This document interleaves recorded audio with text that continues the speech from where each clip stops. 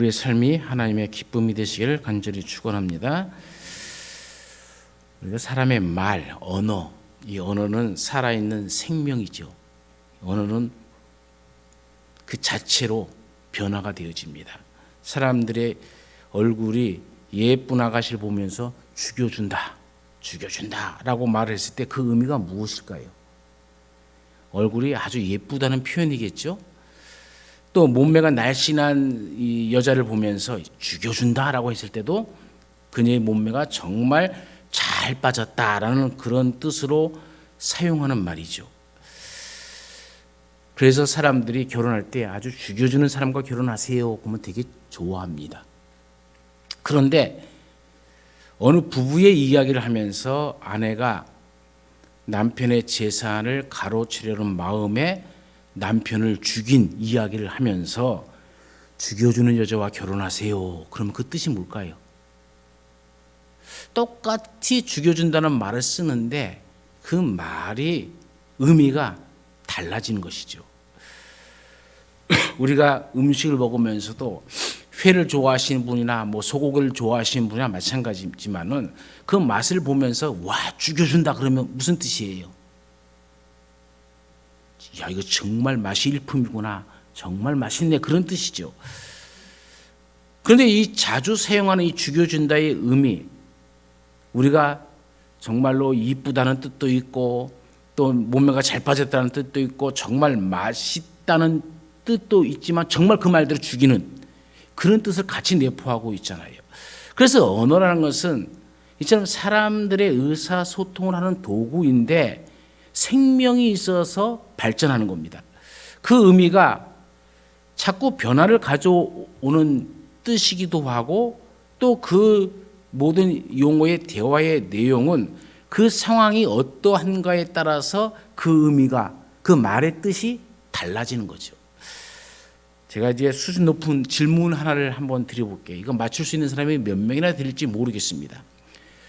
창세기 19장은 몇 장과 몇 장 사이에 끼어 있는 장일까요? 내가 이럴 줄 몰랐어. 아무도 모르네. 몇 장과 몇 장 사이에 끼어 있는 장일까요?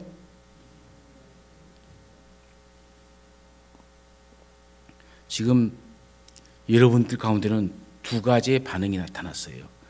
하나는 이 19라는 숫자가 18과 20 사이에 끼어 있는 숫자라는 건 누구나 다 아는데 그것을 묻는 질문자나 이 답변하는 성도가 수준이 비슷하다고 여기시는 분들은 킥킥킥 그때 몰라 속으로 그렇게 하면서 웃었고, 반면에 그냥 생각 없이 하호하식으로 웃는 사람도 있어요. 여기서 킥킥 하는 이 킥킥 때문에 웃는 소리는 조롱과 비웃음의 성격을 띠고 있는 웃음의 일종이죠. 그래서 웃는다고 하지 않고 킥킥대고 있다라고 얘기합니다. 반면에 하하 호 이렇게 웃는 사람은 비웃음이 아니라 그냥 그것이 즐거워서 웃는 웃음이에요. 여러분, 제가 19라는 숫자가 18과 20 사이에 끼어 있는 그 물음의 의미가 고작 숫자 놀이라고 여기십니까? 그렇다면 그런 분들은 저의 질문의 핵심을 잘못 파악하고 있는 것이죠. 한국의 수많은 성도가 창세기를 읽을 때는 19라는 숫자, 19라는 이 19장이라는 이 장이 18장과 20장 사이에 끼어 있다는 것을 모르는 사람들이 태반이라는 사실을 아십니까? 누가 몰라요? 다 아는데. 그래서 서로 또 킥킥거리는 사람이 있어요. 그래서 19장을 모르기 때문에 설교하거나 가르치는 것을 들여다보면 이 19장을 18장과 20장 사이에서 해석하고 이해하는 것이 아니라 독자적으로 딱 떼어내어서 이해하는 것이죠.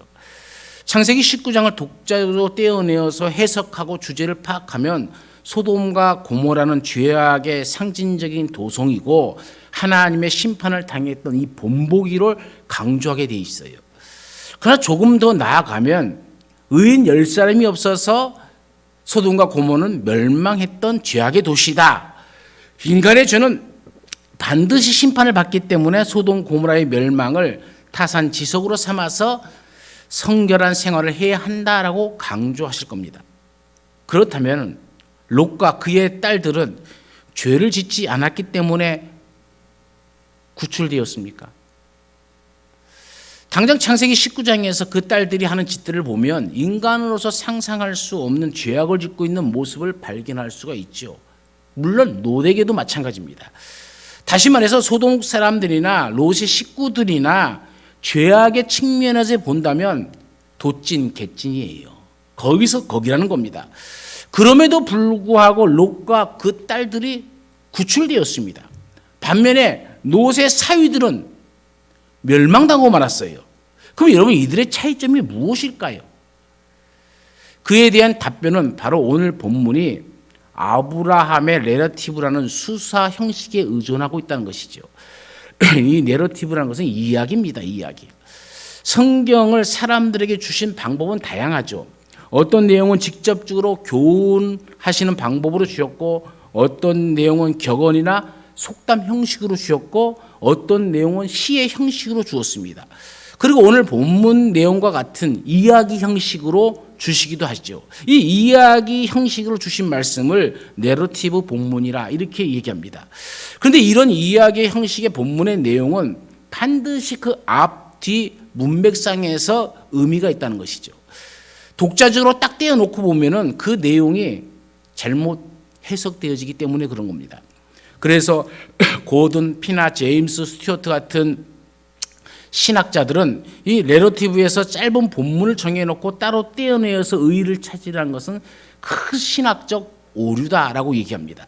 이 내러티브 본문은 반드시 그 앞, 뒤 내용 속에서의 올바른 의미를 찾을 수 있다는 것이죠.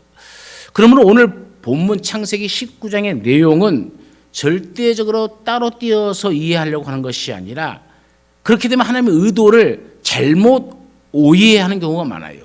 그래서 18장과 그 19장 뒤에 20장과 21장까지를 계속 이야기 형식을 다 읽어봐야 이 이야기의 참 의미, 하나님의 의도를 우리가 발견할 수 있게 되어지는 것이죠. 오늘 창세기 19장의 내용을 살펴보면은 아브라함의 이야기 전체에 흐르고 있는 그 이야기 속에서 그 의도를 파악할 수 있어야 됩니다.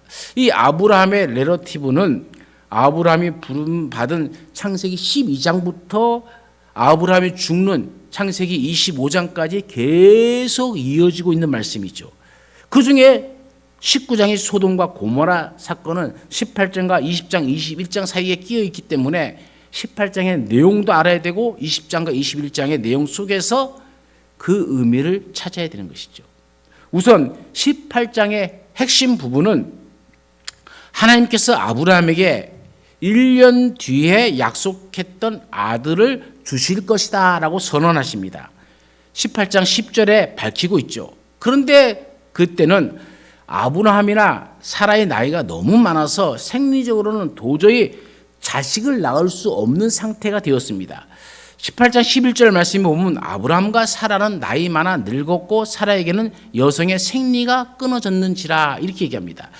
아브라함과 사라 둘 다 나이 많아 늙었다. 이 늙었다라는 이 말은 생명의 날들이 지나갔다라는 의미입니다. 생식 능력의 때가 지나가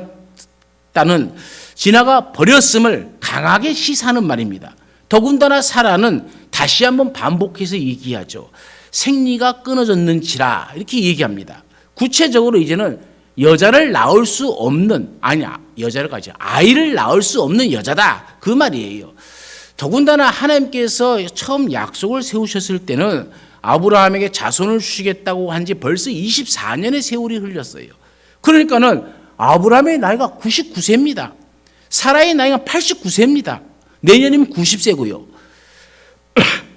이제나 저제나 아들을 주시기만 기다렸는데 건강할 때는 아이를 낳을 만할 때는 아이를 주지 않다가 이제는 늙어서 더 이상 생명의 날들이 모든 날들이 지나갔고 생식 능력이 다 떨어져 버린 모든 것이 이제 포기되어지니까 하나님이 주시겠다고 하는 거예요.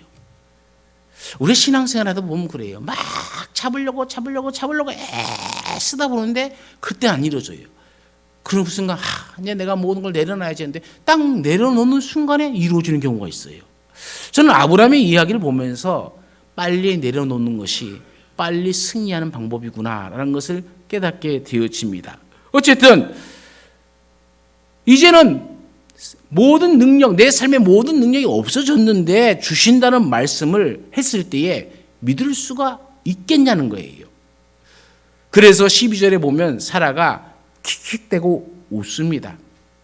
사라의 이 웃음에 대해서 크리소스톰은 사라가 불신해서 웃음을 웃었고 창세기 18장 15절에서는 내가 웃지 아니하였다라고 말한 것은 그녀의 믿음에서 생긴 두려움이었다라고 이야기합니다. 그의 견해에 의하면 사라의 웃음은 불신의 산물이었다는 것이죠. 책망의 원인이 되었다는 겁니다. 분명한 것은 사라의 웃음에 대한 견해는 부정적이라는 것이에요. 하나님의 말씀에 대해서 부정적이다. 이 말이 뭡니까? 농담으로 여겼다는 얘기예요. 사실은 사라의 웃음보다 앞서서 아브람도 웃었잖아요. 여러분 창세기 17장 17절 말씀에 보면은 아브람이 웃는 장면이 나와요. 아브람이 엎드려 웃으며 뭐라고 얘기합니까? 100세 된 사람이 어찌 자식을 낳을까? 사라는 90세니 어찌 출산하리요? 이렇게 얘기하잖아요. 이 사라의 웃음도 남편 아브람에게 배운 거예요. 여러분 믿음이라는 것은요, 우리의 믿음 생활 잘 해야 되는 이유가 뭐냐면은 내가 잘못된 믿음을 떡 가지면은요, 그것을 내 아내가 배우고 내 남편이 배우고 내 자녀가 요상하게 잘못된 것, 그런 것은 빨리 배워버려요. 아브라함이 먼저 킥킥대며 웃었어요. 그것을 사라가 본 거죠. 그리고 하나님께서 다시 말씀하셨더니 이제 사라가 킥킥대고 웃는 겁니다. 아브라함이 이런 웃음에 대해서 성서 대백과 사전에서는 뭐라고 얘기하냐면은 아브라함은 그 자신과 사라의 나이를 생각하면서 그의 상속자에 대한 하나님의 언약에 대해 의심하지는 않지만 어느 정도 의심스러운 생각으로 웃었다. 그러면서 그 웃음은 성경상의 조소와 비웃음과 경멸하는 자세를 나타내고 있다라고 얘기합니다. 아브라함도 하나님의 말씀을 농으로 여긴 겁니다. 창세기에 웃다, 이 짜하크라는 말은 자주 나타나지는 않지만 이 웃음이라는 의미가 불신을 드러내거나 실용, 농담 등의 의도로 사용되었습니다. 부정적이었다는 것을 확실히 알 수가 있는 말이죠. 하나님께서는 아들을 줄 때가 되어 이제 아들을 주시려고 하는데 아브라함이나 사라가 믿지를 못하고 킥킥킥대고 있으니 하나님께서 그들에게 14절에 뭐라고 얘기합니까? 여호와께서 능치 못한 일이 있겠느냐라고 책망하십니다. 그래서 사라가 자기는 웃지 않았다고 변명하는 말씀이 15절에 기록되어 있는 거죠. 그런 다음에 여호와께서는 소돔과 고모라를 향하여 떠나신다는 그 떠나시면서 두 가지 이유 때문에 떠난다고 얘기를 해요. 그 첫 번째는 아브라함에게 약속하신 일을 반드시 이루기 위해서입니다. 19절 하반절에 보면 이는 나 여호와가 아브라함에게 대하여 말한 일을 이루려 함이니라. 아브라함에게 대한 그 언약을 이루기 위해서 지금 소돔과 고모라를 가신다는 거예요. 두 번째는 소돔과 고모라의 죄악이 관영하여 그 부르짐이 심하기에 살펴보러 가신다라고 20절과 21절에 이야기를 하고 있습니다. 그럼 이 두 가지 사실을 하나로 통합할 수가 있죠. 소돔 성의 멸망과 이 롯의 구출 사건은 단번에 두 가지를 보여주는 내용이 있어요. 이런 내용을 보면 첫 번째가 아브라함과 사라가 하나님의 말씀을 농담으로 여기고 믿지 못하니까는 소돔과 고모라의 사건을 통해서 하나님의 말씀이 반드시 이루어진다는 것을, 그리고 하나님의 의도가 있다는 것을 똑똑히 보여주는 것이고요. 또 하나는 하나님의 말씀을 농담으로 여기는 자와 진담으로 여기는 자의 종말이 어떠한가를 똑똑히 보여주는 겁니다.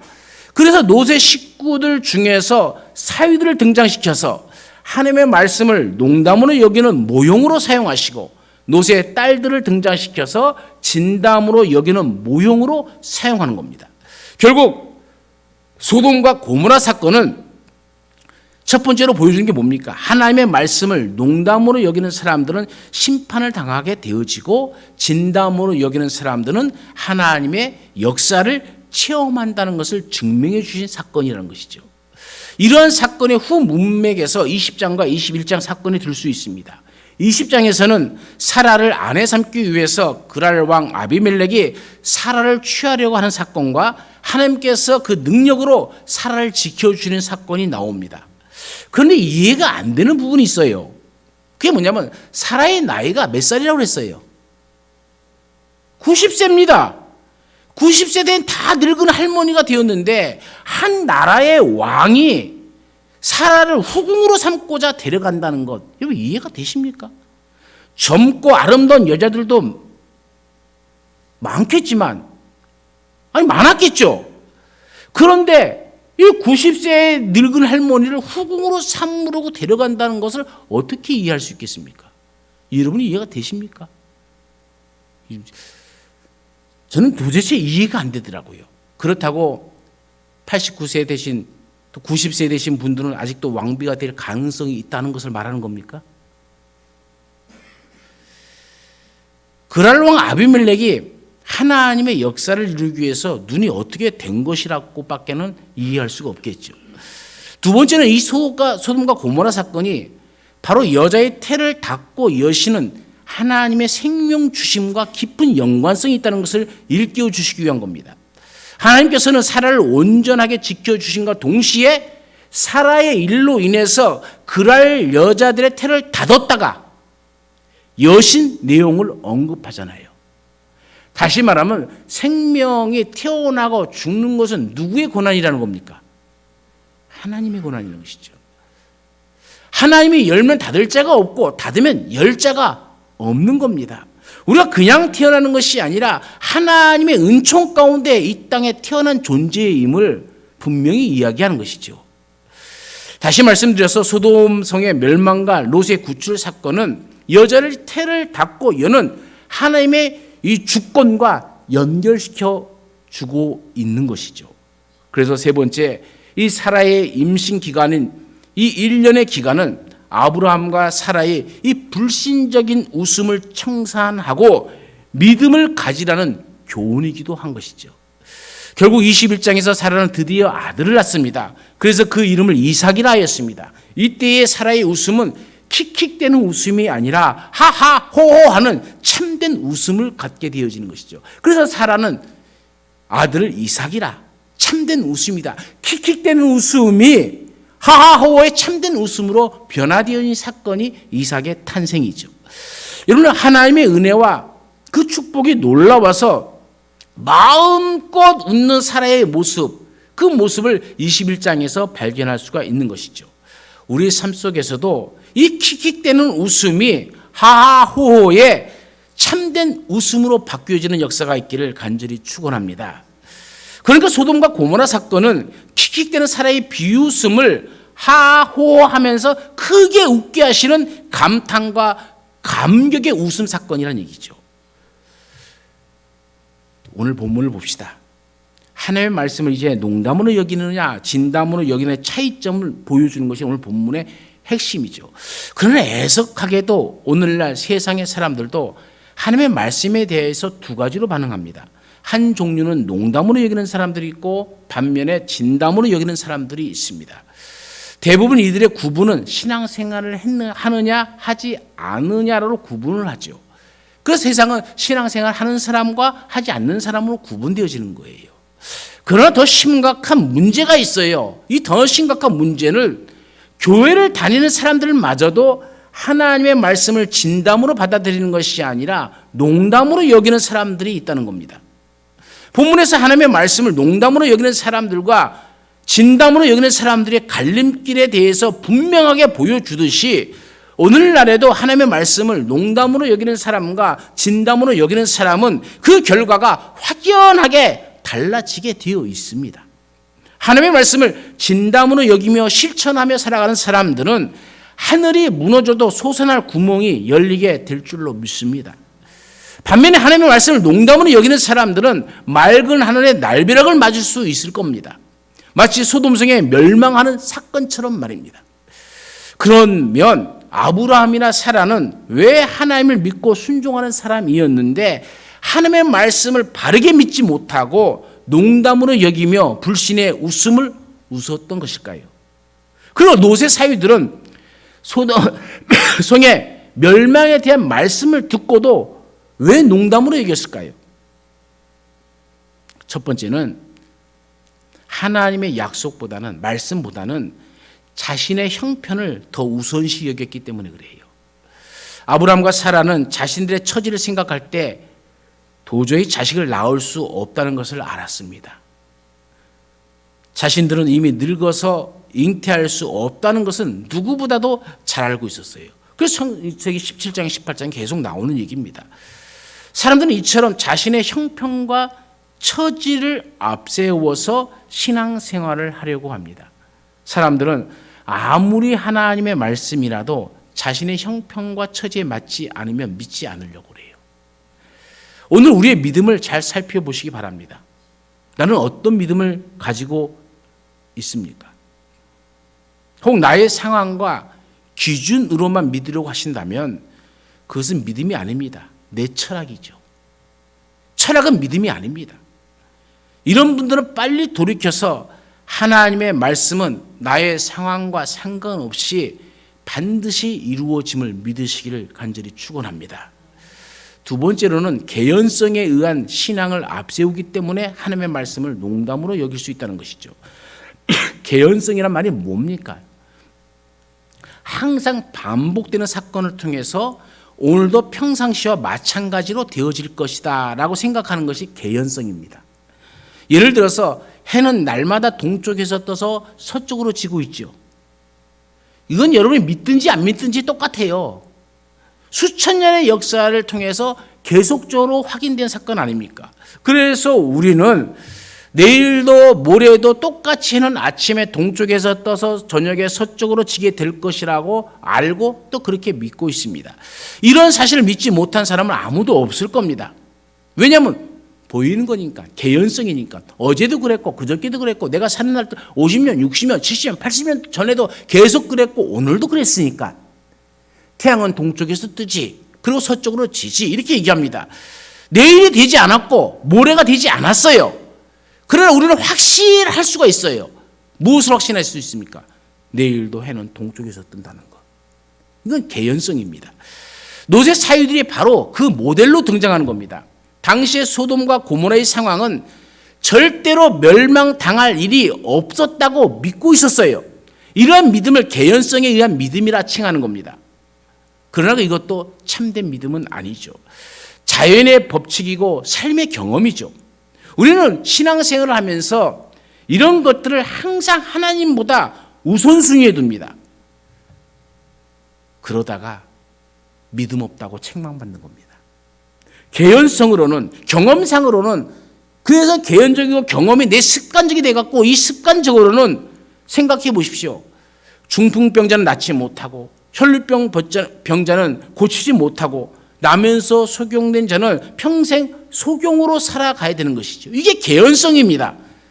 삶을 통해서 한 번도 장님이 눈 뜬 것을 보지 못했어요. 그러니까 오늘도 역시 장님은 눈을 못 뜬다는 생각을 가지고 있는 겁니다. 그리고 그것이 믿음이라 착각하는 겁니다. 그러나 믿음은 사람들이 불가능하다고 생각하는 이 모든 것을 가능케 합니다. 밤새도록 잡지 못한 고기였지만 말씀에 의지하여 그물을 던질 때에 고기를 잡을 수 있었잖아요. 말씀대로 행할 때에 여리고성을 돌면 무너지는 겁니다. 말씀대로 요단강에 발을 들여 놓으면 갈라지는 것이고 말씀대로 주님은 사흘 만에 부활하셨습니다. 모든 것은 하나님의 말씀대로 되어집니다. 하나님께서 말씀하신 명령이나 약속은 우리의 습관이나 경험이나 이런 개연성을 뛰어넘어서 더욱 정확하게 우리의 삶 가운데 이루어질 줄로 믿습니다. 보십시오. 여호수아가 기본을 구원하기 위해 전장에서 달을 머물게 하고 해를 머물게 한 적이 있지 않습니까? 히스기야의 기도는 해를 뒤로 15도 물러가게 하는 역사도 이루어지지 않았습니까? 이거는 개연성을 뛰어넘는 겁니다. 우리 삶의 경험을 뛰어넘는 사건들입니다. 이러한 사건은 개연성에 의한 믿음보다도 하나님의 말씀이 더욱 중요하다는 사실을 일깨워주고 모든 자연의 법칙도 하나님의 말씀에 의해서 움직여지고 있다는 것을 우리로 하여금 알려주는 것이죠. 믿음이란 바로 그런 것입니다. 세상의 이치에 따라서 진행되어지는 개연성의 믿음보다는 하나님께서 약속하신 말씀을 믿는 것이죠. 사람은 태어나서 다 죽습니다. 이걸 개연성이라고 얘기하죠. 세상에 불변의 진리 왔습니다. 그러나 여러분, 죽지 않고 승천하는 사람도 있잖아요. 에녹의 승천이나 엘리야의 승천은 바로 하나님의 전능하신 능력을 증명하고 있지 않습니까? 우리는 무엇을 믿어야 합니까? 자신의 형편이나 처지를 믿어야 됩니까? 그래서 내가 할 수 있는 일 갖고 기도합니까? 아니면 내가 할 수 없는 일이기 때문에 하나님이 할 수 있습니다라고 기도하십니까? 아니면 개연성에 의한 사건들을 우선하는 믿음입니까? 여태까지 경험상으로 이런 일은 없었어 하니까 그런 것은 안 믿어버리고 살고 있지는 않습니까? 하늘이 무너지면 이런 분들에게는 솟아날 구멍이 없습니다. 그런데 세상에 떠도는 말 중에서 하늘이 무너져도 솟아날 구멍이 있다는 말과 호랑이에 물려가도 정신만 차리면 산다는 말은 무엇을 의미합니까? 형편과 처지를 초월할 수 있는 일들이 얼마든지 우리 가운데 있다는 겁니다. 개연성의 사실을 초월하는 사건은 얼마든지 발생할 수 있다는 것이죠. 더구나 하나님의 능력이라면, 전능하신 능력이라면 얼마든지 우리의 삶 가운데도 일어날 수 있다는 뜻입니다. 기적을 바라는 것은 믿는 신자들의 신앙입니다. 절대로 잘못이 아닙니다. 세상에서 하나님을 믿지 않는 사람들도 하늘이 무너져도 솟아날 구멍이 있다는 사실을 믿고 있지 않습니까? 그런데 하물며 신앙인들이 조금만 어려운 일이 닥치면 죽겠네, 할 수 없네, 우리 힘으로는 안 되네, 어쩔 수 없네 소리부터 지르는 것은 신앙인답지 못한 것이죠. 아브라함과 사라처럼 킥킥대고 웃는 것이죠. 하나님의 말씀을 믿지 못하는 것이죠. 하나님의 말씀을 농으로 여기는 것이죠. 여러분, 아브라함과 사라를 보십시오. 무엇이 문제입니까? 아브라함이나 사라가 자식을 낳을 수 있는 시기는 다 지나갔습니다. 그러나 하나님께서는 그들에게 하나님의 전능하심을 믿게 하시려고 하나의 도성을 심판하시고 롯과 가족을 구원하였습니다. 소돔성의 역사를 바라보면서 죄값으로 멸망하는 도성, 죄를 지으면 반드시 심판당한다는 진리만 기억해서는 안 된다는 겁니다. 그보다 더 중요한 말씀은 하늘이 무너져도 솟아날 구멍이 있다는 이 믿음의 촉구입니다. 죄값으로 반드시 죽어야 한다는 교훈은 죽어야 할 사람들이 들어야 하는 진리이고요. 오늘 우리는 죄값으로 죽어야 하는 사람들이 아닙니다. 멸망당할 수밖에 없는 세상에서 주님의 은혜로 구원받은 하나님의 사람들입니다. 우리가 바라보는 소돔의 역사는 하나님의 심판의 역사 속에서도 말씀을 진담으로 믿는 사람들은 반드시 구원받는다는 교훈이죠. 말씀을 진담으로 믿기만 하면 하늘에서 유황불에 비 오듯이 퍼붓고 있을지라도 하나님께서는 원하시는 사람들을 구원하실 줄로 믿습니다. 아브라함이 말씀에 대한 신앙이 약해지고 농담으로 여겼기 때문에 책망받았다면 우리 역시 하나님의 말씀으로 농담을 여길 때 책망받는다는 사실을 알아야 됩니다. 우리를 사랑하시는 주님은 우리가 말씀을 진담으로 진심으로 믿고 우리의 삶을 살아갈 때에 믿음의 놀라운 역사를 일으켜 주십니다. 예수님께서는 귀신 들려 죽어가는 자녀를 고쳐주실 때 믿는 자에게 능치 못할 일은 없다라고 말씀하셨어요. 창세기 18장에서 하나님의 말씀을 비웃던 사람들에게 여호와께서 능치 못할 일이 있겠느냐라고 분명히 말씀해 주셨습니다. 그런데 그런 말씀을 주님께서도 똑같이 해 주신 것이죠. 옛날이나 오늘이나 믿음의 역사는 능치 못한 일이 없다는 의미입니다. 그러면 믿음이란 자신의 형편과 처지를 초월하여 주님의 역사를 믿는 것이죠. 세상에서 전개되는 개연성의 사실을 초월하여 주님을 바라보십시오. 우리에게 당하는 모든 일에는 해답이 있습니다. 소돔 성이 전멸당하는 가운데서도 하나님은 자기 백성을 구원해내시는 능력의 하나님임을 믿어야 됩니다. 하나님은 인간의 형편과 처지를 초월하고 개연성의 사실을 초월하여 기적을 일으킬 수 있는 분입니다. 인간이 안 된다고 해서 하나님이 못하시는 것이 아닙니다. 인간이 할 수 있다고 해서 그것이 반드시 이루어지는 것도 아닙니다. 오늘 이 시대에 어떤 어려운 상황 가운데서도 하나님은 자기 백성을 구원해 주십니다. 스스로 포기하는 아브라함이나 사라처럼 킥킥대는 비웃음을 우리는 웃어서는 안 됩니다. 하나님은 비웃음의 대상이 아닙니다. 반드시 약속을 이루시는 전능하신 하나님이십니다. 하나님의 말씀을 믿는 사람들은 반드시 기쁨의 웃음을 웃을 때가 옵니다. 신앙의 용기를 가지시길 바랍니다. 하나님의 말씀을 진심으로 진담으로 믿는다면 반드시 믿음의 역사가 나타나게 될 줄로 믿습니다. 여러분의 건강도 회복되어질 것이고 여러분의 사업도 말씀의 능력으로 회복되어질 날이 옵니다. 여러분의 모든 소망이 하나님께서 말씀하신 대로 이루어지는 놀라운 역사가 우리 가운데 있기를 간절히 축원합니다. 우리 잠시 통성으로 기도합시다. 오늘 나는 하나님의 말씀을 진실로 믿고 있는지 아니면 농담으로 여기고 있는지 우리가 진실로 믿는다면 기도해야 합니다. 기도하지 않는 이유는 믿지 못하기 때문입니다. 기도 하나만하라고 생각하기 때문입니다. 그 믿음은 자기만 보게 하고 자기 상황에만 빠지게 합니다. 이런 사람들은 기도한다고 다 되냐라며 말하면서 살아갑니다. 그 말대로 되어집니다. 그러나 진실로 믿는 사람들은 기도하면 된다고 믿고 기도합니다. 이 시간 무엇보다도 믿음을 구하십시오. 다시 한번 내 자신을 돌아보며 진실로 믿지 못함을 회개하고 다 같이 믿음으로 부정적인 내 모습이 하나님의 말씀에 긍정적으로 변화되기를, 또 나의 가정도 나의 자녀들도 내 주위에 있는 모든 것들이 하나님의 말씀 속에서 그 말씀을 농으로 여기는 자가 아니라 진담으로 여기는 자들이 되어서 하나님의 큰 구원의 역사가 우리 가운데 나타나기를 다시 통성으로 잠시 기도합니다. 거룩하신 하나님 아버지의 주의 은혜와 사랑에 감사함을 드립니다. 돌이켜 오늘 우리 신앙생활을 다시 한번 봅니다. 내 믿음의 현 주소가 어디인지를 다시 한번 생각해 봅니다. 우리는 하나님의 말씀을 읽는다 하면서도 하나님의 말씀을 늘 마음판에 새긴다 하면서도 여전히 우리의 삶의 태도를 보면 믿지 못하는 삶이 너무나도 많이 있음을 보게 되어집니다. 할 수 없다, 안 된다라는 이 부정적인 말들을 통해서 우리는 우리의 믿음을 까먹어버리고 아버지여 아브라함과 사라처럼 킥킥대는 신앙 가운데 놓여 있지는 않습니까? 아버지 하나님은 이 아브라함과 사라를 교훈시키기 위해서 농담으로 여기는 자와 진담으로 여기는 자의 인생의 종말이 어떻게 되어지는 것을 소돔과 고모라 성의 멸망을 통해서 보여줍니다.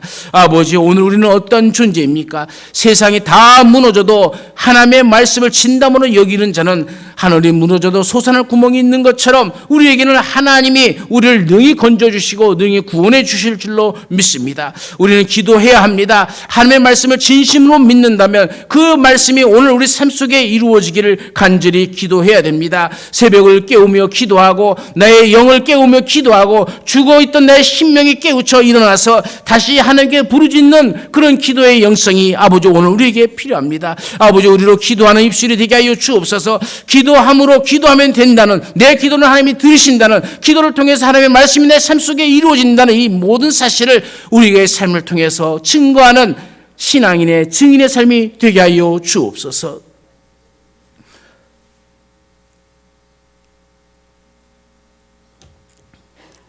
우리의 삶의 믿음을 다시 돌이켜봅니다. 내 믿음의 현 주소는 어디입니까?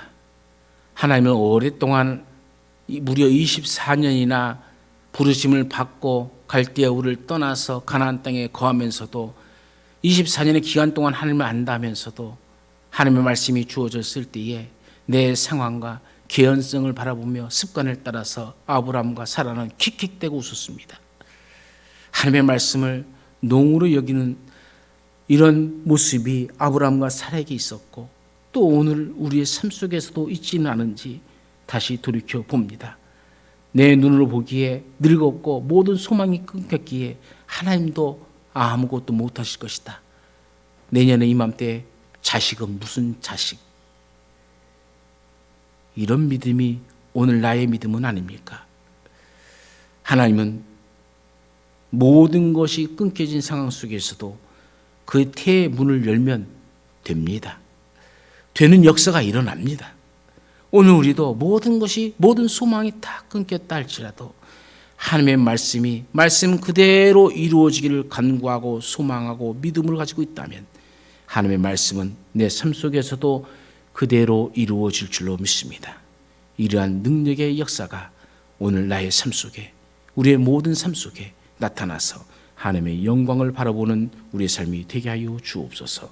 언제나 우리와 함께 하시는 예수님의 이름으로 기도드려옵나이다. 아멘.